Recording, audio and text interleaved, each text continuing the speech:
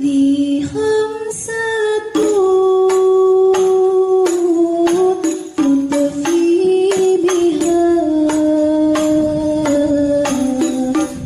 الوباء حقيبا. Warahmatullahi wabarakatuh. Bismillahirrahmanirrahim. Wabihi nasta'in wa ala umuri dunya waddin. Assalatu wassalamu ala asrafil anbiya'i wal mursalin Sayyidina wa maulana Muhammadin wa ala alihi wa ashabihi ajma'in wa ba'du. Yang kami hormati Bapak Ibu, guru dan dewan karyawan yang berbahagia, dan yang sangat saya sayangi anak-anakku, siswa-siswi SMA Negeri 1 Singosari yang solih dan solihah, insya Allah. Alhamdulillah, Allah Subhanahu wa Ta'ala masih menyampaikan usia kita di bulan yang luar biasa ini. Bulan milik kita, kata Rasulullah, Syahrul Ramadan, Syahrul Ummati, ya. Ini adalah bulan kita berpesta pora dengan ganjaran, berpesta pora dengan ibadah, yang pada akhirnya nanti harapannya adalah kita bisa kembali ke sisi yang fitrah di hadapan Allah Subhanahu wa Ta'ala.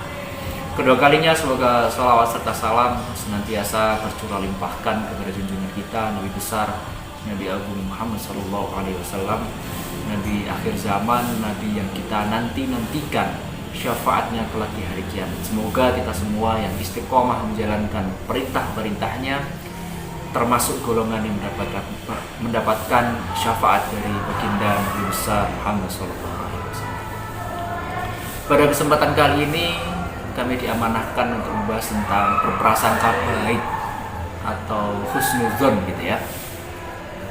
Kalau kita cermati berprasangka baik, kalau kita dianjurkan untuk berprasangka baik, maka mafhum mukhalafah atau pemahaman yang sebaliknya adalah bahwa kita dilarang atau dihimbau untuk tidak berprasangka buruk atau husnuzon, gitu ya. Kalau anjurannya adalah berprasangka baik, maka himbauannya adalah untuk tidak berprasangka buruk atau tidak suudzon.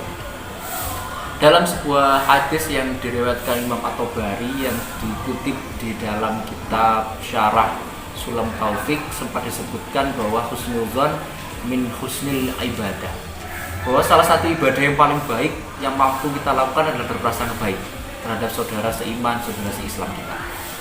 Dalam Al-Quran juga dijelaskan bahwa berprasangka buruk itu merupakan salah satu dari hal-hal yang disukai oleh syaitan.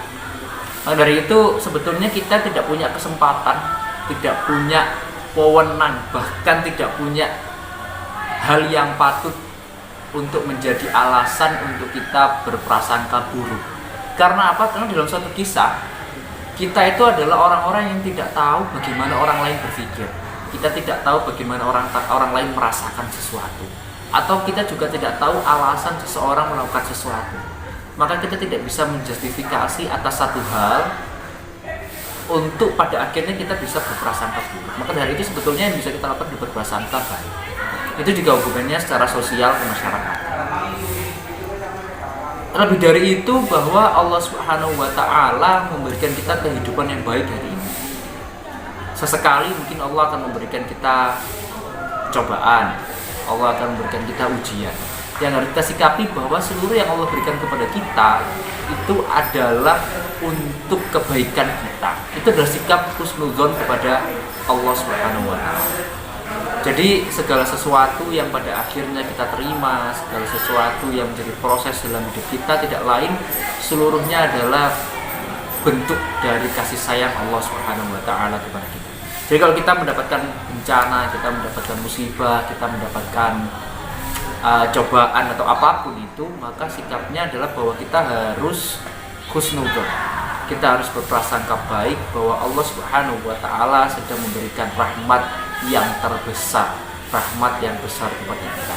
Bukan Pak Rahmat Eko ya, rahmat sesungguhnya.